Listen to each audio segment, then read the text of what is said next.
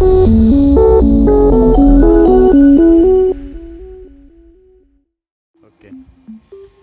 দর্শক শ্রোতাবৃন্দ, এই ভিডিওটা আমরা মূলত শুরু করছি সলিমাবাদ কবরস্থান থেকে নাগরপুরের উপেন্দ্র সরোবর দিঘি পর্যন্ত।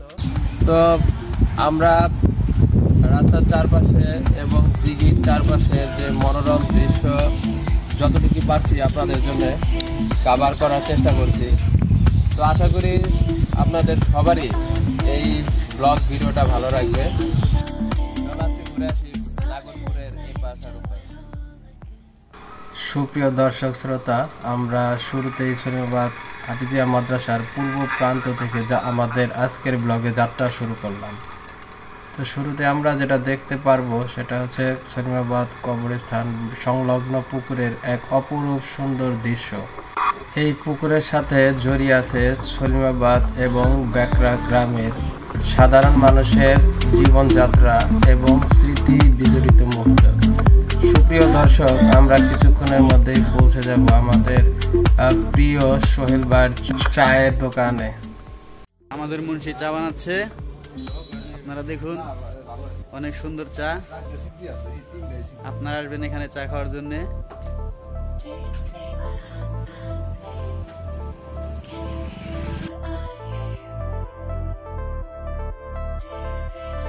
আমরা এখন আছি মুন্সি স্পেশাল টি হাউসে। এখানে খুবই যত্ন সহকারে স্পেশাল চা বানানো হয়। তার চা একবার যে খাইবে সে বারবার খাইতে আসবে। সো আর দেরি না করে চলে আসুন এখন আমাদের মুন্সি টি স্টলে। ওকে, বাই।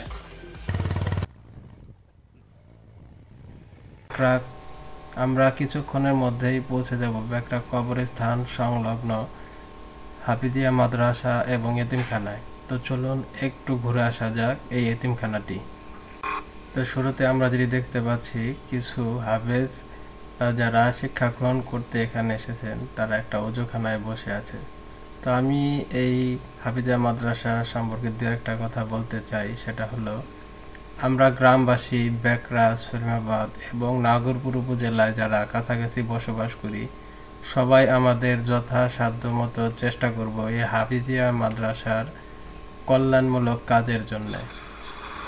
আমরা যে যেখান থেকেই পারি, যতটুকুই পারি, এই এতিমখানা ও এতিম শিশুদের জন্য আমাদের সর্বোচ্চ চেষ্টা করব যেন আমাদের এই মাদ্রাসাটা যুগের পর যুগ একটি আদর্শ হাফিজিয়া মাদ্রাসা হিসেবে প্রতিষ্ঠিত হতে পারে।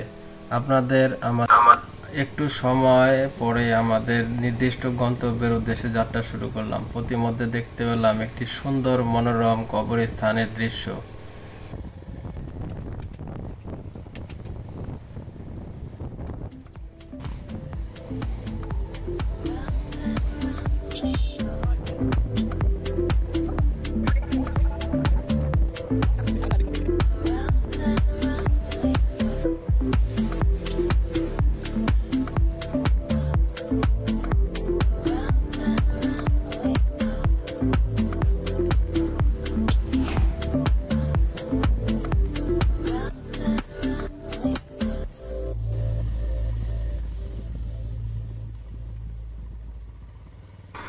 আমরা কিছুক্ষণের মধ্যেই পৌঁছে যাব বেকরা ইউনিয়ন পরিষদ সংলগ্ন এবং বিশেষর স্কুল সংলগ্ন একটি খেলার মাঠ।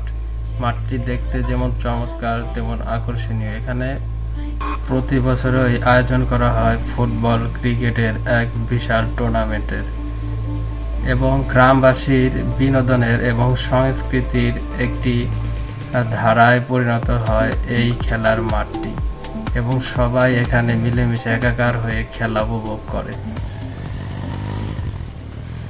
বন্ধুরা, আমরা কিছুক্ষণের মধ্যেই পৌঁছে যাব বেকরা বিশেষর মেমোরিয়াল উচ্চ বিদ্যালয়। আপনারা দেখতে পাচ্ছেন বেকরা আদর্শ গ্রামে গড়ে ওঠা স্কুলের পাশেই বেকরা ভোরবাজার। আমরা এখন এই মুহূর্তে অবস্থান করছি বেকরা ভোরবাজার সংলগ্ন এলাকায়। আপনারা দেখতে পাচ্ছেন বাজারের চারপাশে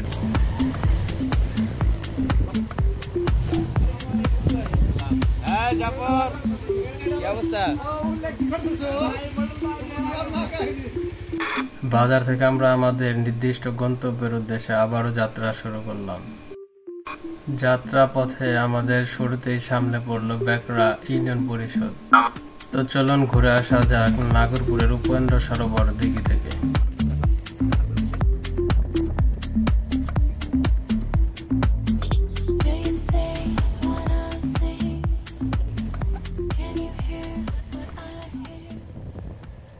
দর্শক, আপনারা এখন দেখতে পাচ্ছেন বেকরা গাছ পূজা মেলা সংলগ্ন স্থান। এখানে হিন্দুরা তাদের পূজা অর্চনাগুলো করে। যেদিকেই দু চোখ যায় শুধু সবুজ আর সবুজ, চারিদিকেই যেন সবুজের মেলা বসেছে। এত সবুজের মাঝে নিজেকে হারিয়ে ফেলি কখন বোঝা দেয়। চারিদিকটাই প্রাকৃতিক সাজে সজ্জিত, সবুজের এক অপরূপ রানী হয়ে আছে আমাদের এই বেকরা গ্রাম। ভাবলেই অবাক লাগে আমাদের এই ছোট্ট গ্রামে প্রাকৃতিক সৌন্দর্য এত সুন্দর, বিমোহিত, যা প্রত্যেকটা মানুষেরই হৃদয় স্পর্শ করে। দর্শক, চাইলে আপনিও ঘুরে যেতে পারেন আমাদের এই ছোট্ট আদর্শ গ্রামটি থেকে। তো চলুন আমাদের গন্তব্যের পথে আবারও আমরা এগিয়ে যাই।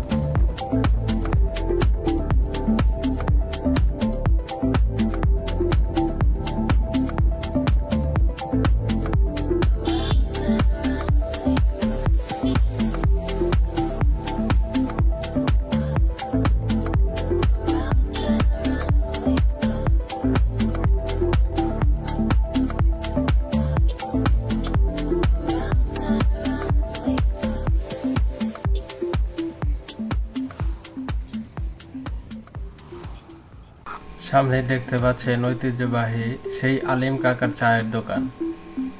আমার খুবই পছন্দের একজন মানুষ এবং আমি তার দোকানে প্রায়ই চা খেয়ে থাকি। তার চা এতটাই সুস্বাদু যে আপনি না খেলে বিশ্বাসই করতে পারবেন না যে নাগরপুরের মধ্যে এত একটা ভালো চায়ের দোকান আছে। তো আপনি যদি পারেন একবার হলেও তার দোকানে চা খেয়ে যাবেন। কাকা কেমন আছেন? কিছু বলেন। আপনি যে আপনার এই লাইভে এত সুন্দর চা মানুষের উপহার দেন, এর রহস্য কি?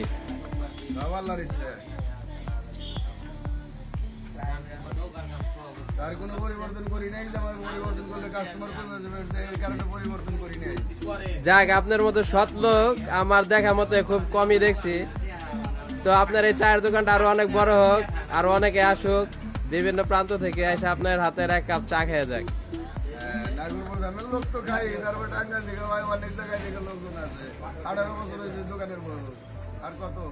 যাক, এখন আমি চাই যে সারা বাংলাদেশের যে কোনো প্রান্ত থেকে এসে আপনার দোকানে এক কাপ চা খেয়ে যাক এবং দেখুক আপনার দোকানের চায়ের এই স্বাদটা। আচ্ছা, আপনারা কিছু বলেন কাকার চায়ের সম্পর্কে। তো ভাই কিছু বলেন। আমার কাকার চা খুব সুন্দর হয়, যেহেতু গাভীর দুধটা দেখে দেখে কিনে নিয়ে আসে বাজার থেকে। চা একবার খেলে পরে একটা কাস্টমার হলো পরে ওর মনে থাকবে কি হলো চা খেয়ে গেছি নাগরপুর চৌরাস্তা থেকে। আমার বাসা হলো রাজশাহী ডিস্ট্রিক্ট, এখানে 14 বছর ধরে আছে, 14 বছর একই আছে চায়ের স্বাদ। যাক, অনেক ধন্যবাদ। সুন্দর করে তাহলে বোঝা গেল কি কাকা চায় নাগরপুর উপজেলার মধ্যে সবচেয়ে সেরা চা। হ্যাঁ হ্যাঁ হ্যাঁ হ্যাঁ। ঠিক আছে। অনেক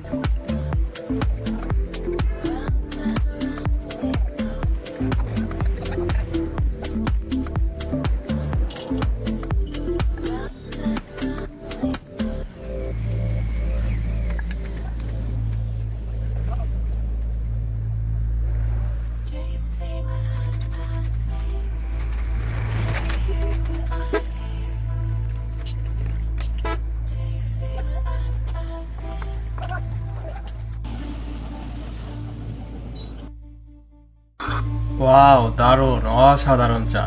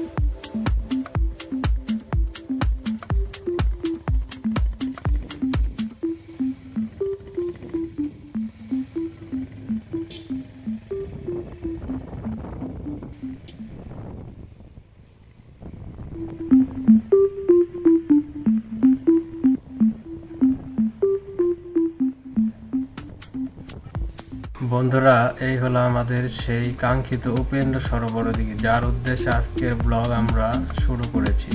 শেষ পর্যন্ত আমরা কাঙ্ক্ষিত ঠিকানায় পৌঁছে গেলাম।